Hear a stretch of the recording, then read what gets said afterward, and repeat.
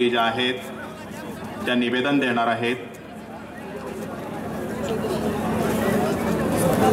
या मोर्चाचं नेतृत्व करणाऱ्या ज्या भगिनी आहेत, युवती आहेत,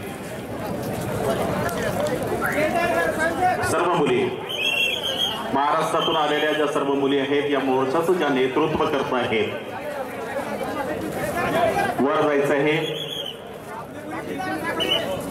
ब्लॅक कॉस्ट्यूम मध्ये असणाऱ्या या मोर्चाचं नेतृत्व करणाऱ्या ज्या मुली आहेत, युवती आहेत, भगिनी आहेत, पुढे या चालल्या असतील त्यांच्यापर्यंत पिण्याच्या पाण्याची व्यवस्था करा। पाणी प्यायल्यानंतर ते पाऊच आमची तुम्हाला विनंती आहे की ते पाण्याचे पाऊच कुठे फेकू नका, आमच्या स्वयंसेवकांच्या ताब्यात द्या। आम्ही वैद्यकीय व्यवसाय करणारे समाज बांधव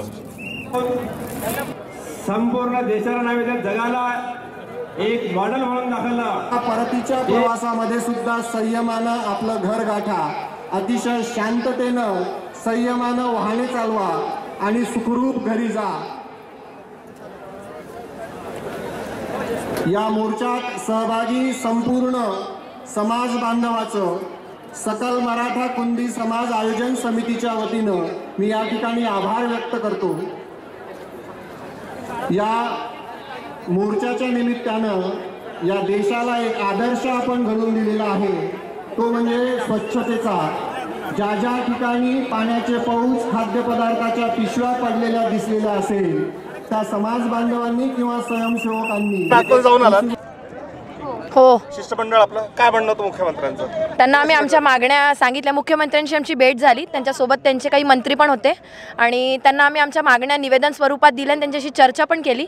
त्यावर त्यांनी आश्वासन दिलं की आमच्या प्रत्येक मागणीला ते पूर्ण करण्याचा पुरेपूर प्रयत्न करतील आणि आमच्या काही ज्या मागण्या होत्या त्यांना त्या पूर्ण होण्याच्या वाटेवर पण आहे असं पण त्यांनी सांगितलं। प्रत्येक सरकार जेव्हाही इथे हिवाळी अधिवेशन होतं प्रत्येक मोर्चाला आश्वासनं देतं, नाही या सरकारने देखील तुम्हाला आश्वासन दिले? नाही, त्यांना आमच्या एका प्रतिनिधीने ठणकावून सांगितलं की यावेळेस जर आमच्या म्हणजे मागण्या पूर्ण नाही झाल्या तर आम्ही तुम्हाला बुलेटनी नाही बॅलेटनी उत्तर देऊ।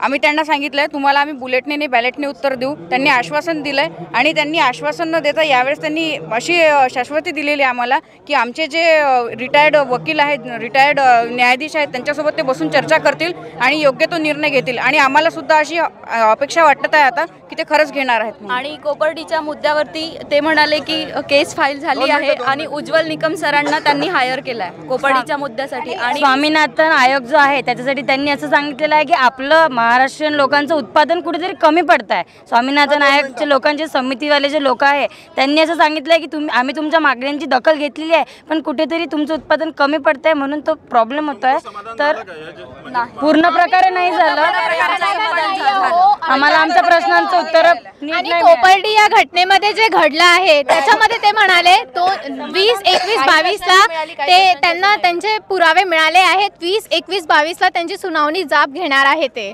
आणि त्यावर त्यांनी म्हणाले की आम्ही नक्की सुनावणी घेऊया आणि मुलींच्या सिक्युरिटीबद्दल मी बोललेली आहे तर ते त्याचाही लक्ष देणार आहे, त्याच्यावरही ते पुढे बघणार आहे आणि हे सगळं काही ते ध्यानात ठेवून पुढे वागणार आहे। आता काय कारणास्तव या अधिवेशनामध्ये तुमच्या या मोर्चाला काही योग्य स्वरूप मिळालं नाही, जर निर्णय घेण्यात आले नाही त्याचं पुढचं पाऊल तुमचं काय राहणार? पुढचं पाऊल म्हणजे इलेक्शन आहेत आता पुढच्या वर्षी आणि आम्ही त्यांना सांगितलेलं आहे मराठा समाजाच्या वतीने बॅलेटने उत्तर देणार आहे आम्ही। मराठा समाजाच्या वतीने मराठा समाज जो आहे तो मराठा मुख्यमंत्र्यांना मतदान करणार नाही।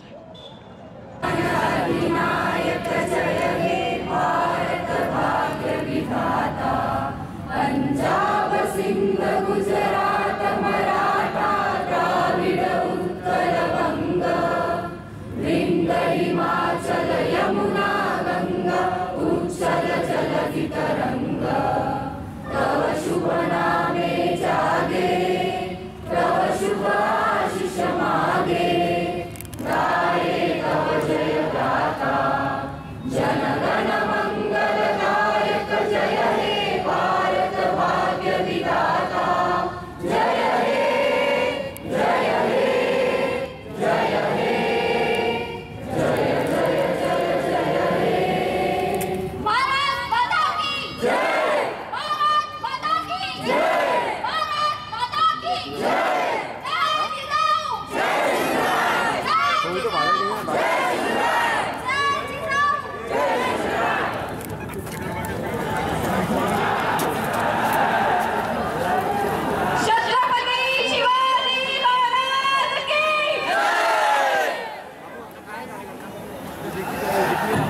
परतीच्या प्रवासात